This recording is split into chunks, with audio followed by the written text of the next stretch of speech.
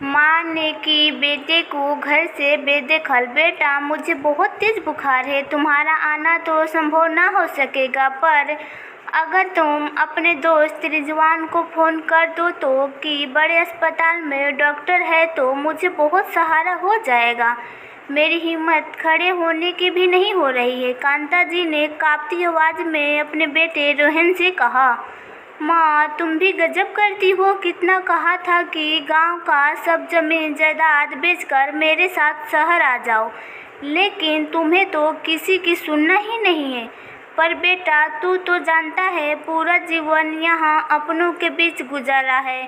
तेरे शहर में मुझे कोई पहचानने वाला नहीं, कोई बात करने वाला नहीं। एक एक पल मेरा पहाड़ जैसा गुजरता है। यहाँ तो मेरे सभी अपने हैं। अच्छा माँ, ठीक है, अभी मैं एक बहुत ज़रूरी मीटिंग में हूँ। जैसे ही फुर्सत होता हूँ रिजवान को फ़ोन कर दूँगा।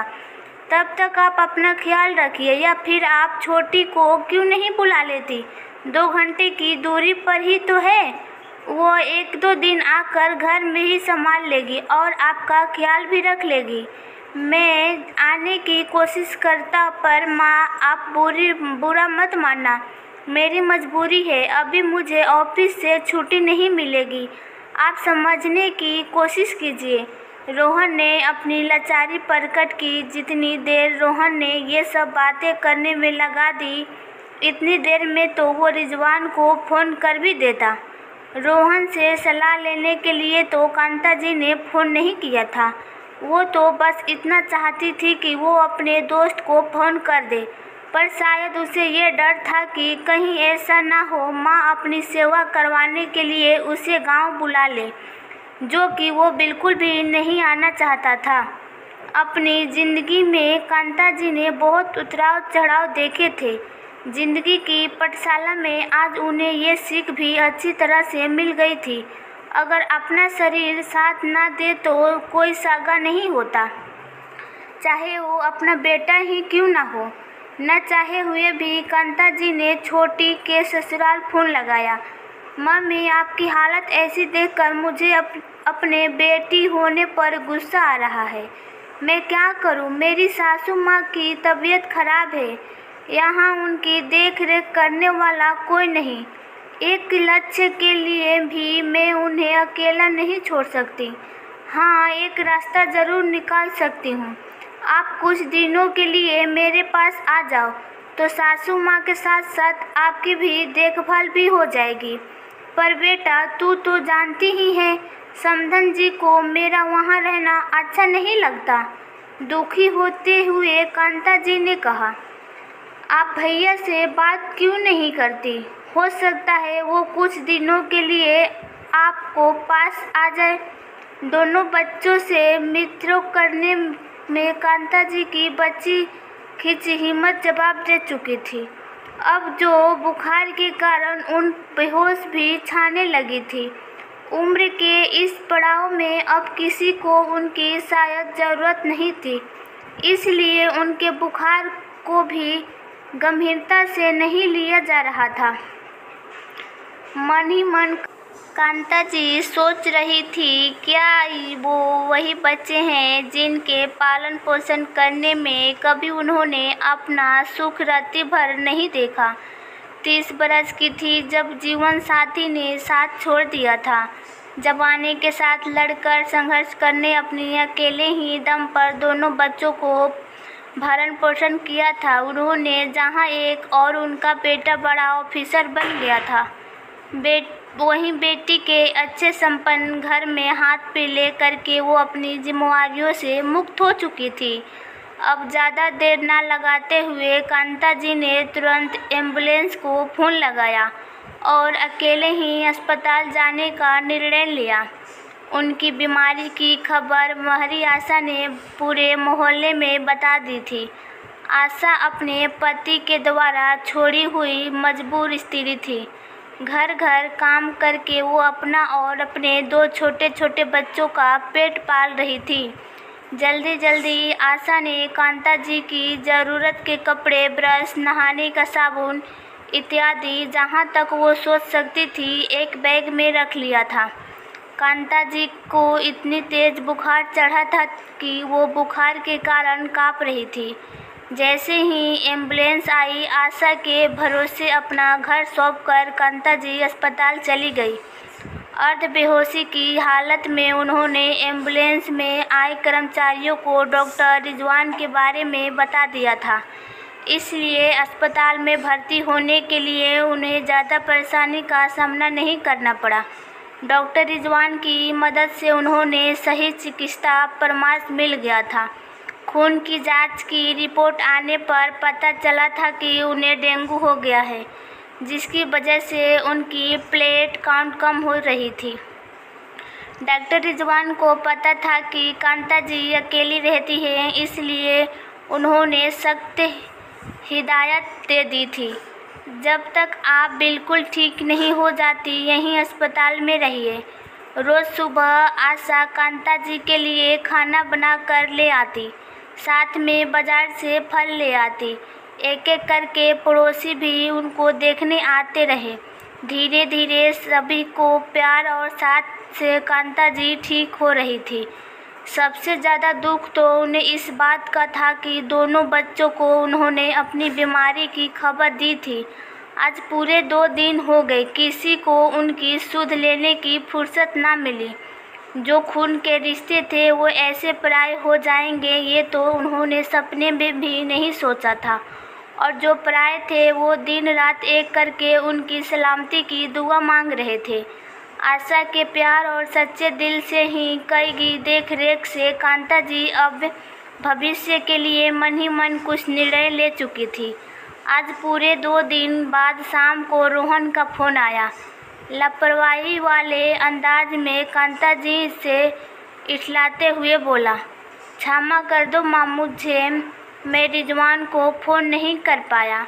अब आपकी तबीयत कैसी है? इतनी व्यवस्था थी कि सांस लेने की भी फुर्सत नहीं थी।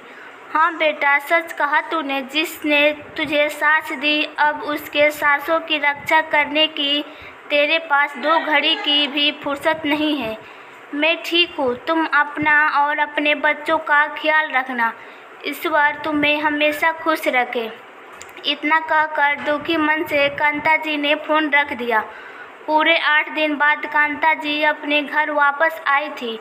आशा ने पूरे घर करीने से साफ सुथरा रख दिया था। देखकर कांता जी के आंखों से आंसू लुढ़क कर गालों पर आ गए। उन आंसुओं को कांता जी ने अपने आंचल से समेट लिया, क्योंकि आज उन्हें जीवन का पाठशाला में एक नया शब्द इंसानियत जो सीखने मिला था, जिसकी गुरु आशा थी, जो बेगानी होते हुए भी अपनों से बढ़कर थी। आज गांव की अपनी पूरी ज़मीन जायदाद घर सब कुछ कांता जी ने अपनी वसीयत में आशा के नाम कर दिया था। अपनी बेटी छोटी और बेटा रोहन को फ़ोन करके उन्होंने ये खबर दे दी थी। माँ के द्वारा उठाए जाने वाले इतने बड़े कदम की तो रोहन और छोटी को बिल्कुल भी आशा न था, जैसे कि कांता जी ने सोचा था। अगले ही दिन दोनों कांता जी के पास गांव में थे। आपके इतने बड़े कदम उठाने की वजह जान सकती हूँ मैं? अधिकारपूर्वक रोहन ने कहा। छोटी भी कहाँ पीछे हटने वाली थी। माँ, क्या मैं मर गई थी आपके लिए? जो सब कुछ आपने आशा के नाम कर दिया।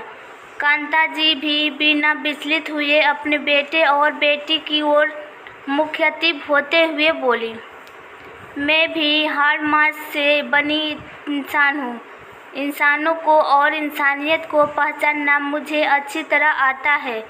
जब तुम्हारे पापा मुझे छोड़कर गए थे तब मेरी इतनी उम्र थी कि मैं आसानी से अपनी ज़िंदगी में आगे बढ़ सकती थी। अपना दूसरा घर संसार बसाकर अपनी खुशियाँ के रास्ते चुनकर आगे बढ़ सकती थी। लेकिन मैंने अपनी सारी सुख सुविधाएं इच्छाओं को आहुति देकर तुम दोनों की परवरिश की। लेकिन तुम लोग की आंखों पर अपने सुख की इतनी गहरी धुंध छा गई थी कि जिसमें माँ के प्रति तुम्हारे कोई कर्तव्य और दायित्व ही नहीं रह गए थे। जब मेरी तबीयत खराब हुई मैंने तुम दोनों को बारी बारी से खबर दी।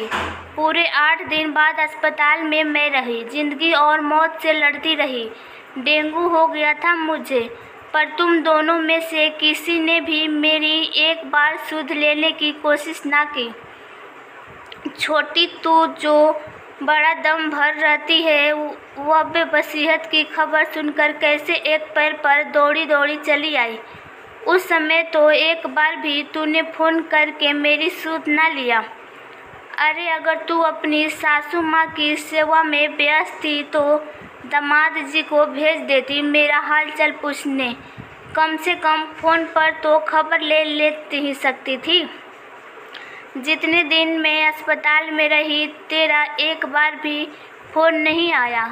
कभी सोचा है मेरे दिल पर क्या गुजर रही होगी? तुम दोनों को इस तरह से अपेक्षित व्यवहार से अब शायद तुम दोनों की नज़रों में मेरा होना या ना होना कोई मायने नहीं रखता। ये मुझे अच्छी तरह से अनुभव हो गया है। ऐसी कठिन समय में आशा ने मेरी सहायता की, मेरे मनोबल बढ़ाया, मुझे सहारा दिया, मेरी दुख की हमदर्द बनी, दिन रात एक कर की मेरी सेवा की। इसलिए ये मेरी उत्तराधिकारी है। अब जो सेवा करेगा मेवा भी तो उसको ही मिलेगा। तुम दोनों बाद में उसे परेशान ना करो, इसके लिए भी मैंने वकील साहब से कागजात बनवाकर तैयार कर ली। आज से मैं तुम दोनों को अपनी जायदाद से बेदखल करती हूँ। रोहन और छोटी को आत्मग्लानि महसूस हुई। अब सिवाय पछतावे के उनके पास कुछ भी नहीं था। अपराध बोझ से घिर गए थे। सचमुच अपने जीवन के सुख के पलों में उन्होंने माँ के बुढ़ापा और उनके कष्टों के उपेक्षित कर दिया था। माँ सचमुच आज आपने हमारी गलतियों का एहसास करवा कर हमारी आंखें खोल दी और जीवन के एक बहुत बड़े सत्य से रूबरू करवाया।